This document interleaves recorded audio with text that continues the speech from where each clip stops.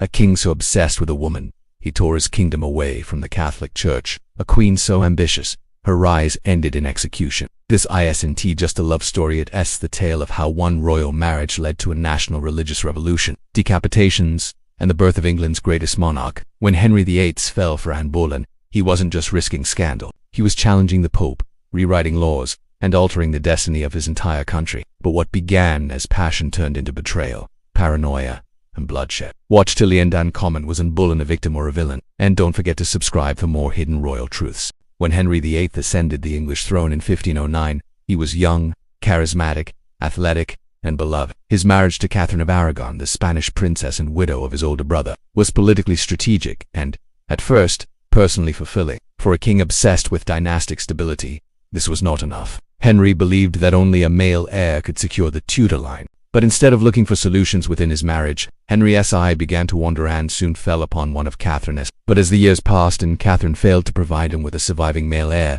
Henry grew restless and desperate. The couple did have children, but only one, a daughter named Mara, survived infancy. And Ivy, her part, kept him waiting. She was seen as manipulative and arrogant, but she was also a woman in an impossible position, courted by a king, hated by his wife's supporters, and envied by every ambitious family in England. In a shocking move, he broke with the Catholic Church and declared himself the supreme head of the Church of England. This act was not just religious rebellion, it was a power grab, a declaration that England would no longer bow to Rome.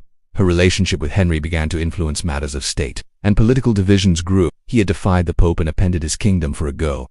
Still, he held out hope for a son. But Anne's subsequent pregnancies ended in miscarriage, and her failure to deliver a male heir placed her in a precarious position. She offered her company, her mind, her wit, but not her body. She knew her power and used it shrewdly. Anne was unlike any woman Henry had encountered. She was not conventionally beautiful by the standards of the time. She was already pregnant. But she was intelligent, sharp-witted, fashionably French-educated, and above all, her daughter Elizabeth would go on to become one of the most iconic monarchs in world history. Elizabeth I, it led to the formation of the Anglican Church, split England from Catholic Europe, and set off a century of religious conflict. Under her reign, England would flourish, defeat the Spanish Armada, and enter its golden age. The very child Henry had once dismissed as a disappointment would restore the crown's power and legitimacy. Monasteries would be destroyed, Catholics persecuted, and England would become a Protestant nation, all because of a king's love affair. Court gossip, jealousy, and factional maneuvering turned against her. She was charged with adultery, incest, and high treason. Among the accused lovers was her own brother, George Boleyn. The evidence was flimsy, and most historians today agree the charges were fabricated, driven by politics and Henry's desire to be rid of her. Henry was fickle and increasingly paranoid, began to distance himself. She maintained her innocence until the end, displaying calmness and dignity that stunned onlookers. On May 19, 1536, Anne Boleyn was executed by sword. Not an unusual choice Henry granted her, supposedly as an act of mercy. Unlike other court women, Anne refused to become the king's mistress. She made it clear she would give him nothing unless she became his wife. Her refusal only inflamed Henry's obsession. Thus began one of the most dangerous love stories in English history. By the mid-1520s, Henry was petitioning the Pope for an annulment of his marriage to Catherine. His argument was rooted in theology. He insisted that their marriage was cursed because Catherine had been married to his brother Arthur before him. Citing a verse from Leviticus, Henry claimed he had sinned by marrying his brother's widow, and that God was punishing him with the absence of a male heir. But the Pope, under pressure from Catherine's nephew, the powerful Holy Roman Emperor Charles V, refused to grant the annulment. His obsession with Anne had only grown stronger, and his frustration with papal authority was reaching its limit. This denial infuriated Henry. In the meantime, Anne became a highly controversial figure at court. By 1533, after years of defiance and resistance from Rome, Henry had had enough. Soon after, Henry secretly married Anne Boleyn. The braid from Rome sent tremors across Europe. For England, it marked the beginning of the English Reformation, a period of religious upheaval that would last for decades. Her sharp tongue and assertiveness, which had once enchanted Henry, now irritated him. In September 1533, Anne gave birth to a daughter. Henry was deeply disappointed. In a swift and brutal trial, she was found guilty, and his political enemies began to circle. In 1536, just 3 years after marrying her, Henry ordered Anne's arrest. Anne was taken to the Tower of London. She was 35 years old. Just 1 day after her execution, Henry became engaged to Jane Seymour. 11 days later, they were married. The king's thirst for a male heir had claimed another queen, but Anne Boleyn's legacy did not die with her. Henry VIII's marriage to Anne Boleyn reshaped England in ways that reached far beyond their romance. It also revealed how dangerously far a king would go for desire and how women, even queens, were never safe from the wrath of royal whim. Was it love, or was it ambition? Was it a master manipulator, or a pawn in a king's game? The truth lies in the blood-stained stones of the tower, in letters burned by time, and in the eyes of a daughter who outlived them all.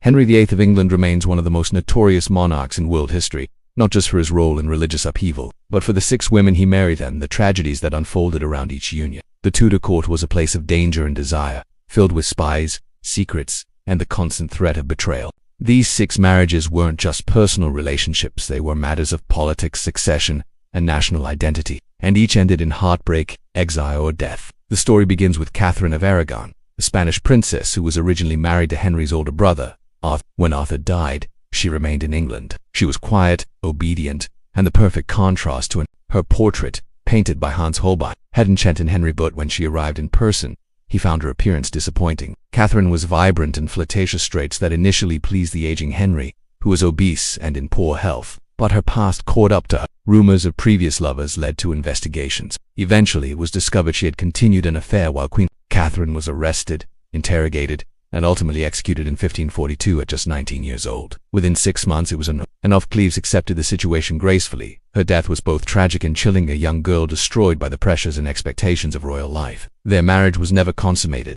His marriages were less about love than legacy, less about companionship than control. Ironically, it was the daughters Mary and Elizabeth, born of the wives Henry discarded or destroyed, who would shape England's future more than Edward ever could. Elizabeth I became one of the greatest monarchs in English history and ruled for 44 years, and none of the women could ever truly satisfy the immense pressure placed on them to bear sons, to remain loyal, to embody perfection while constantly under scrutiny, and was given lands, a pension, and the title King's beloved sister. Remarkably, she survived the Tudor court and outlived the king himself. In 1537, she gave birth to Edward VI, Henry's long-awaited son. The joy was short. Jane died from postnatal complications just 12 days later. But in many ways, his legacy is tied more closely to the women he failed to understand and the daughters who proved him wrong, and had no illusions about what it meant to be a queen. More nurse than lover, Catherine cared for Henry during his final years. She also acted as regent while he was away on military campaigns and helped reconcile him with his daughters Mary and Elizabeth. Catherine was almost arrested for her Protestant sympathies but managed to outmaneuver her enemies. After Henry's death in 1547, she remarried but died in childbirth the following year.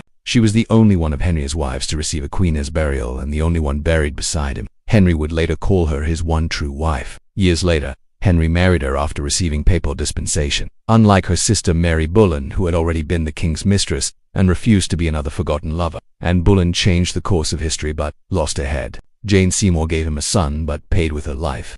Anne of Cleves escaped with her dignity but not her crown. Catherine Howard was a child caught in a brutal system, and Catherine Parr survived, but only by becoming less of a wife and more of a caretaker. She demanded marriage, and Henry, obsessed and impatient, agreed. But the Pope would not annul his first marriage. In frustration, Henry broke from the Catholic Church, declared himself head of the Church of England, and married Anne in secret. She was devout, respected, and truly loved by the English people. For over 20 years, she served as queen and bore several children, but only one survived, Mary Tudor. She gave birth to Elizabeth in 1533, but Henry still lacked a male heir. Henry, desperate for a male heir, saw her inability to produce a son as a curse on the Tudor line. And so, after 2 decades of marriage, he turned his eyes elsewhere. Anne Boleyn arrived not as a wife, but as a scandal. Anne was witty, intelligent, and politically sharp, and suffered multiple miscarriages, and court enemies plotted against her. Accusations of adultery, incest, and witchcraft followed.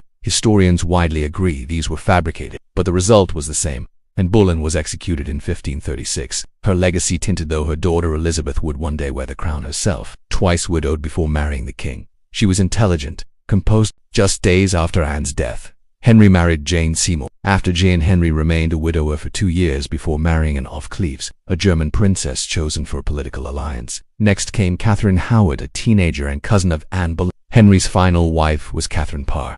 The fates of Henry's 6 wives became a grim rhyme. Divorced, beheaded, died, divorced, beheaded, survived. But this rhyme hides the emotional and political devastation behind each line. Catherine of Aragon was a princess who lost everything. Each woman represents a different phase in Henry's transformation from ambitious young monarch to paranoid tyrant. Henry's obsession with a male heir ultimately gave him Edward VI, who became king at 9 and died before adulthood. Mary I became England's first queen regnant and tried to reverse the Reformation, earning the nickname Bloody Mary. In the end, Henry's desperate search for a son nearly destroyed the Tudor dynasty, but the daughters he overlooked carried it forward. Henry VIII died in 1547 at the age of 55. He was buried next to Jane Seymour, the wife who gave him a son. Henry married 6 women but left behind one haunting truth. He wanted sons, but daughters changed the kingdom. He built a church, but broke 6 lives. He wore a crown but never found peace. Comment below. Which of Henry's wives do you think had the most tragic fate? Mary Tudor was not supposed to be queen, not by her father's plan, nor by her half-brother's design. But fate, political miscalculations, and unwavering loyalty placed her on the throne in 1553 as England's first female monarch ruling in her own right. Her path to power had been long and painful. She was the only surviving child of Henry VIII and Catherine of Aragon, a devout Catholic born into a kingdom that would soon be ripped apart by religious reform. Mary's childhood was filled with privilege, then shattered by shame. He was the son of the Holy Roman Emperor Charles V and heir to the vast Habsburg Empire. Parliament only agreed to the marriage after strict conditions. Philip would be styled King of England. To those watching, the ceremony was grand and regal, but inside, there was no joy. His letters to his father described her as aging, melancholic, and unappealing. He fulfilled his obligations in public, but in private, he avoided her. He stayed in separate chambers, held his own court, and corresponded with Spain about how to limit her influence. Her body mimicked the signs of pregnancy, but there was no fetus. Whatever the cause, the result was devastating. But he would have no sovereign authority. He couldn't appoint foreigners to office, and England would not be dragged into Spain's wars. He returned only briefly to persuade her to enter a war against France, one that ended in humiliating defeat in the loss of England's last territory in France. Public sympathy turned to the martyrs. Protestant writings and pamphlets circulated in secret, portraying Mary as a fanatic tyrant. Even Catholic supporters grew uneasy. Her reign, once filled with hope for reconciliation, had become one of fear and silence. Mary was heartbroken by both his absence and his opportunism. He ruled over a vast empire that stretched from the Americas to the Philippines. Mary, increasingly isolated and ill, hoped he would return and rekindle both love and political unity. But Philip had moved on. Her half-sister Elizabeth, the daughter of Anne Boleyn, a woman Mary had been taught to despise, became queen. It deepened divisions, led to religious violence, and cost England its last French possession. It exposed the limits of foreign alliances and the dangers of combining faith with politics. And under Elizabeth's reign, Protestantism would become the permanent religion of England. Though he wrote letters and sent envoys, he avoided her presence. He had what he needed from the marriage.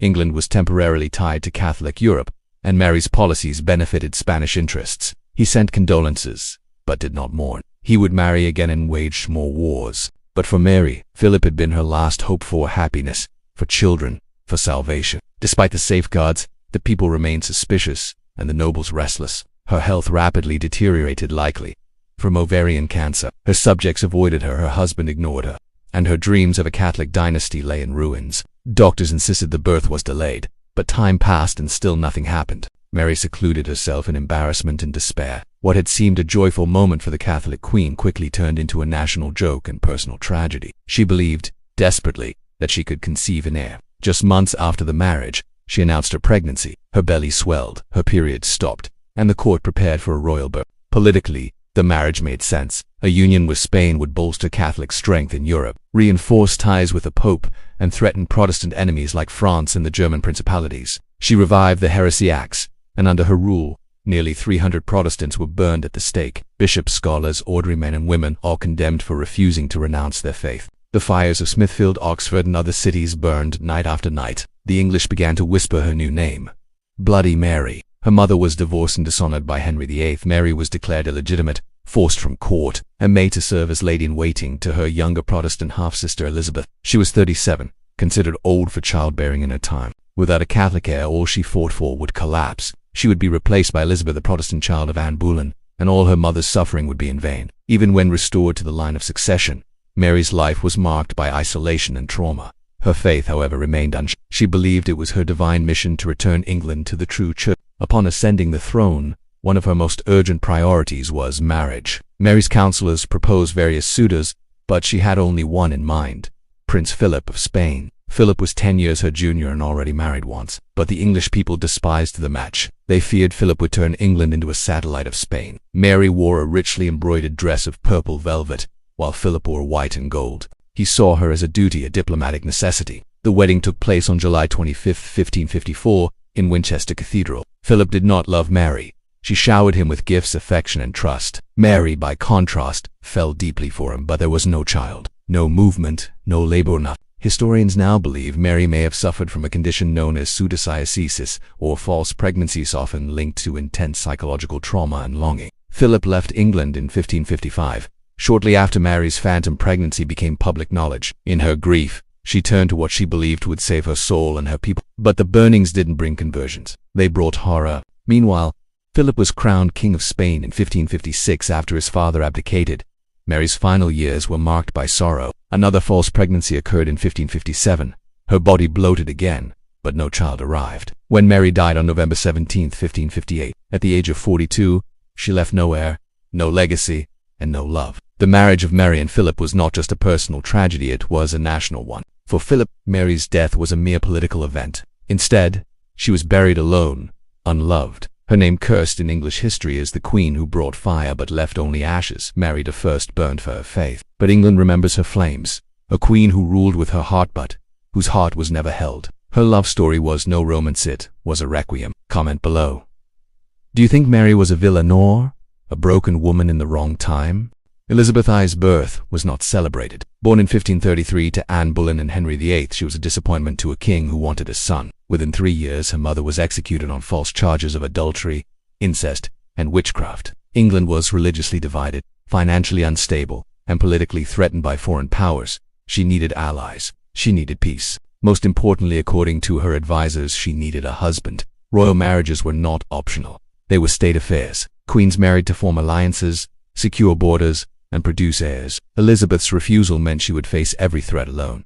Or so it seemed. Elizabeth was declared illegitimate, removed from the line of succession, and raised far from court. She grew up watching her father marry 4 more times, witnessing queens vanish into exile or death. She learned early, love at court was dangerous. Marriage could be fatal. When Elizabeth finally became queen in 1558, at the age of 25, after the death of her half-sister Mary I, she inherited a broken kingdom. Handsome, charming, and fiercely loyal, he was always by her side. His wife Amy Robsart lived away from court in 1560. She was found dead at the bottom of a staircase with a broken neck. The queen could not risk her reputation, nor tie herself to such a suspicion.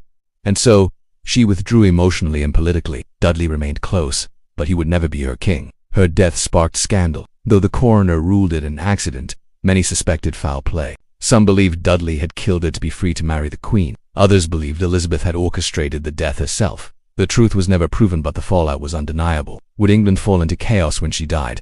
Would civil war erupt? Her advisors begged her to choose a successor.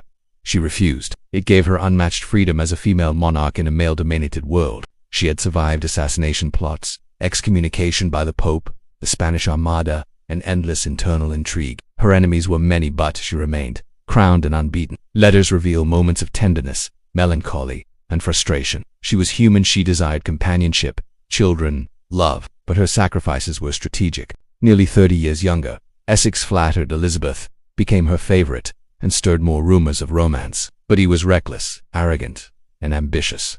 Shakespeare wrote for her court. The Tudor dynasty ended with her, yet her reign is remembered as a golden age of English power, art, and identity. Explorers like Sir Francis Drake circled the globe in her name. Under Elizabeth, England rose. In 1601, he led a failed rebellion against the Queen. Elizabeth was forced to sign his death warrant. When he was executed, she wept in private. She believed England's stability required her solitude. Her body became political property, her virginity, a symbol of unity. Elizabeth elevated him to master of the horse, kept him near her in court, and showered him with favor. The court gossiped endlessly about their relationship. Foreign ambassadors wrote home that they were lovers. Some believed they secretly married, but Elizabeth never confirmed any romance. But Elizabeth would never marry. Did she ever feel lonely in the shadowed halls of her court? The Archduke Charles of Austria, King Eric of Sweden, and even Henry, Duke of Anjou courted her favor. These were not romances. They were chess pieces. In a world that demanded she submit, she ruled alone.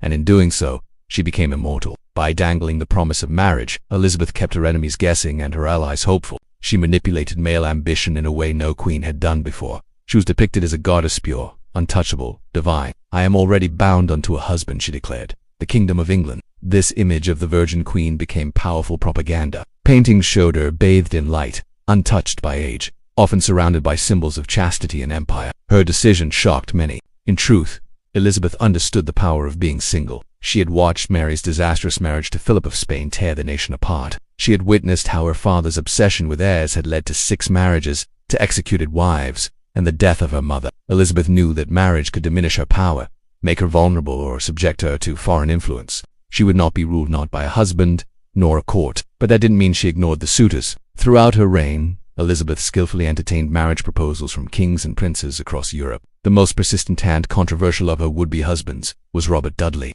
Dudley was her childhood friend, a courtier, and by many accounts, the great love of her life. There was one problem: Dudley was already married. The scandal destroyed any chance of marriage between Elizabeth and Dudley. Public opinion turned against them. No child could challenge her reign. Elizabeth's rejection of marriage became her identity. She began to present herself not as a woman without a husband, but as a monarch married to a country. By staying single, Elizabeth avoided entangling alliances. No foreign prince could claim authority through her. No husband could overshadow her decisions, but this freedom came at a cost. Elizabeth's decision not to marry meant she produced no heir. As she aged, anxiety over the succession grew. Privately, Elizabeth longed for affection. As the years passed, her court filled with younger courtiers, men like Robert the Earl of Essex. By the final years of her reign, Elizabeth was a living legend. She died on March 24, 1603. After 44 years on the throne, she left no heir. And yet, her refusal to marry remains one of the most debated decisions in royal history. Was she truly the Virgin Queen, or was it an image carefully crafted to protect her power? Did she secretly love Robert Dudley? Did she regret never having children? The answers died with her. Elizabeth I changed what it meant to be a monarch and what it meant to be a woman with power. James VI of Scotland and I of England was born in 1566 into chaos. He was the only son of Mary, Queen of Scots, and her second husband, Henry Stuart, Lord Darnley. His upbringing shaped him into a man of contradictions. Deeply intelligent, yet emotionally guarded. Pious in public, yet indulgent in private. Less than a year after his birth, his father was murdered in a suspicious explosion, and his mother was forced to abdicate. For the first time, England and Scotland were ruled by the same monarch. The union of the crowns brought hopes of peace, prosperity, and the unification of 2 rival nations. James was a king with vision, and he knew how to wield power with a pen. From the outside, it was a successful royal marriage, but those close to court knew where James's true passions lay: in his male favorites. He referred to these favorites with romantic language, gave them lavish gifts, and penned letters that often blurred the lines between friendship and something deeper. James became King of Scotland at just 13 months old, while his mother fled into exile and eventual execution. He granted titles, lands, and unparalleled access to his private life. Carr had little education, but James adored him. He flooded him with gifts and power. Yet Carr's downfall came when he and his wife were implicated in the murder of a political rival. Unlike Carr, Villiers was polished, intelligent, and politically astute. James lavished him with affection and rank, calling him my sweet child and wife. Others point to patterns: James's consistent devotion to young men, his neglect of his wife, the political rewards tied to these affections, and suggest something deeper, more romantic. Policy was influenced not by merit but by closeness to the king, and public trust eroded when scandal erupted around Carr and Villiers alike. She withdrew to her own residences, focused on the arts, and raised their children. Her death in 1619 was met with formal grief by James, but little private emotion. He was already increasingly dependent on Villiers, who effectively became the most powerful man in England after the king. In letters, he signed off with phrases like, "I desire only to live in your love." The scandal rocked the court, and though James protected Carr for a time, he eventually distanced himself. Their closeness alarmed Scottish nobles, especially the Protestant lords, who suspected both political manipulation and sexual scandal.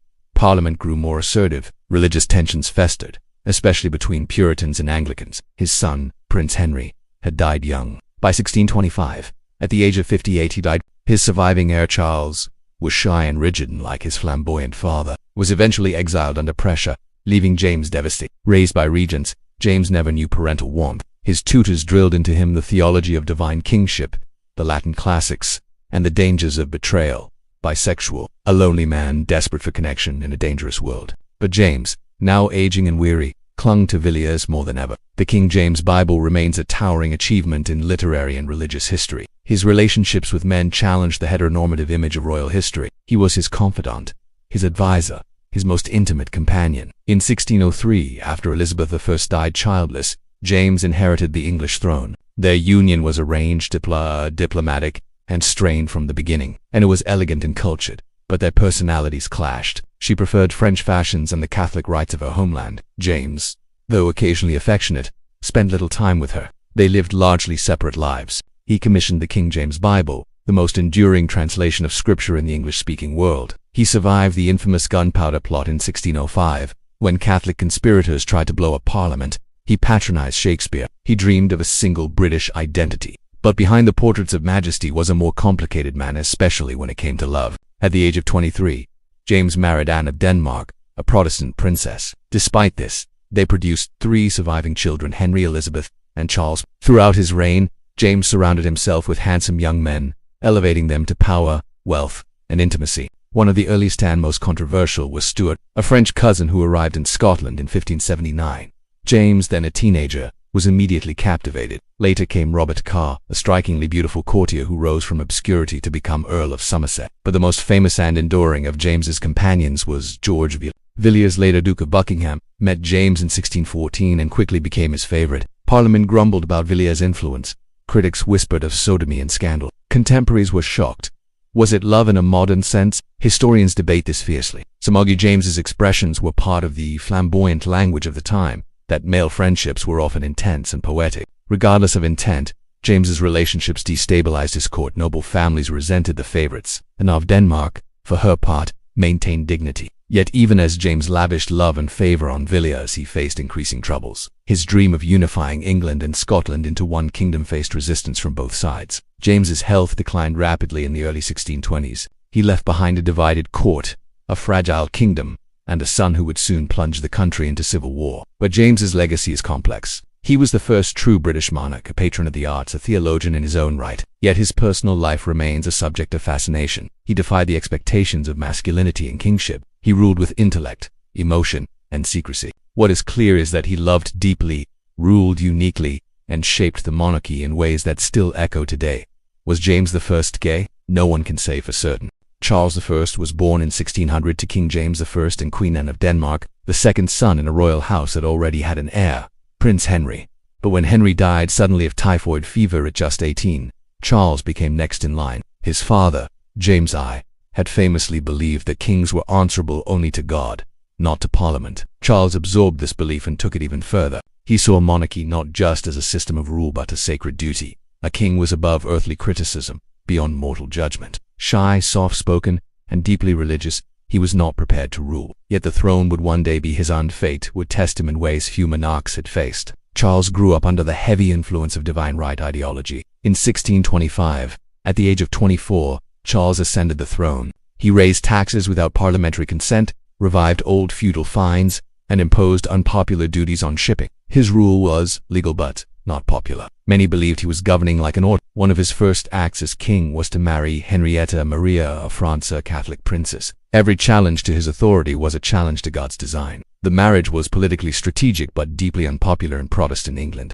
They passed laws to curb royal authority, imprisoned Charles's allies, and demanded greater control over military decisions. The Scottish people, fiercely attached to their own form of Protestantism, rose up in what became the Bishops' Wars. Charles, lacking funds to fight, was forced to recall Parliament in 1640.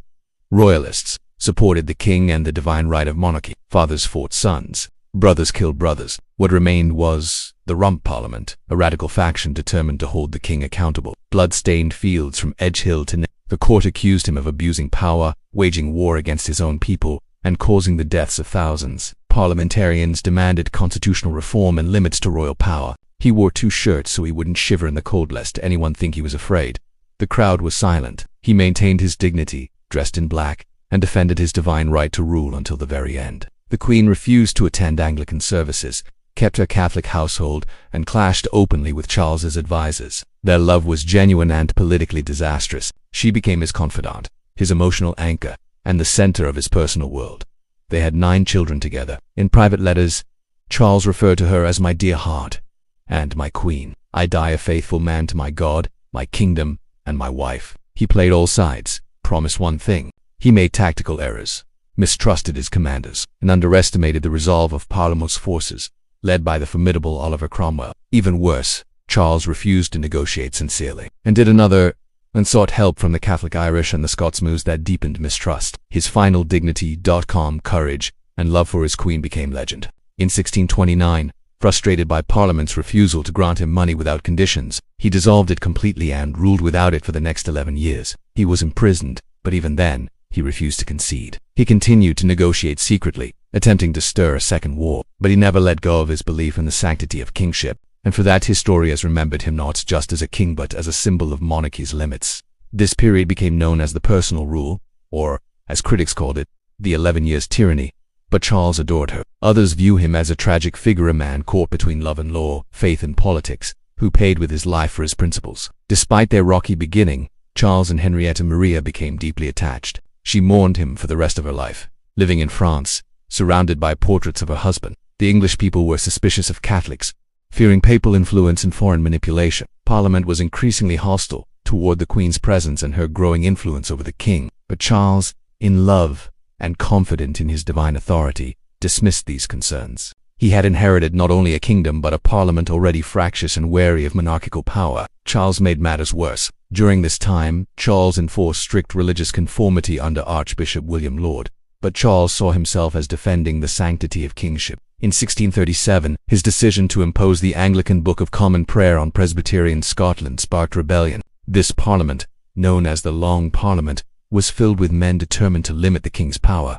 Charles resisted. Tensions escalated. In 1642, after failed negotiations and an attempt to arrest 5 members of Parlamenta, move seen as tyrannical, Charles fled London. Civil war began. The conflict was not just political, it was ideological. The English Civil War tore the nation apart. Charles's leadership during the war was flawed. By 1646, Charles surrendered to the Scots, who eventually handed him over to the English Parliament. In 1648, this second civil war broke out, ended in another defeat for the king. At this point, Parliament had had enough. Cromwell and his allies purged Parliament of those still loyal to Charles. In January 1649, Charles I was put on trial for treason, the first time an English monarch had ever faced such a charge.